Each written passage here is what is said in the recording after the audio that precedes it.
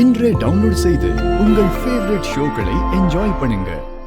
சமூகத்துக்கு அந்த கௌதம் தான் மாப்பிள்ளைன்னு தோணி போயிடுச்சு. ஆனா உன் அக்கா என்னடா விடாம அந்த வெறும் பையில நச்சரிச்சுக்கிட்டே இருக்காளமே. ஏன் என் தம்பிக்கு வீராவை கட்டி கொடுத்தா என்னன்னு கேட்டுக்கிட்டே இருக்காளா? எங்க அக்காக்கு வேற வேலையே இல்ல. இல்லே, உன் அக்கா உனக்காக அவன் காலை பிடிக்காத குறையா அத வெறும் பையில கெஞ்சிக்கிட்டே இருக்காளாமே. இது யாருக்காக? உனக்காக தானே. அக்காவை இந்த மாதிரிலாம் யார் செய்ய சொன்னா?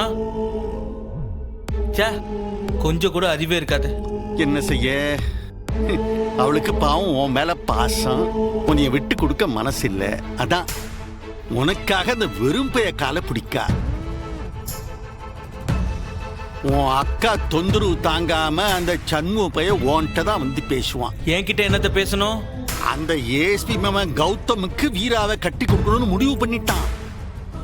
ஆனா உன் அக்கா நம்ம பரணிக்காக அவ முகத்துக்காக சும்மா ஒரு பேச்சுக்கு உன்னைய வந்து பாப்பான்.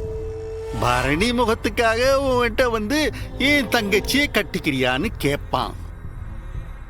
நீ என்ன சொல்லுவ?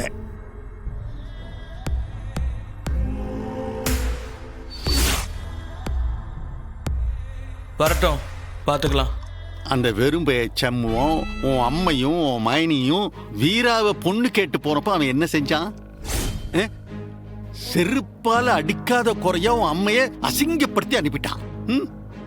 கொஞ்சம் நல்லா ரோசனை பண்ணி பாரு.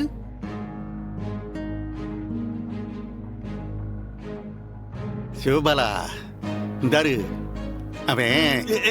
சிவபாலா உட்கார்ல, உட்காரு. அவன் உன்கிட்ட வந்து வீராவை கட்டிக்கிட்டியான்னு சும்மா கேட்பான். நீ ஓப்பனா சொல்லிடு. எதுக்கு நீயும் மனசுல ஒண்ணு வச்சுக்கிட்டு வெளியில ஒண்ணு காட்டிக்கிட்டு?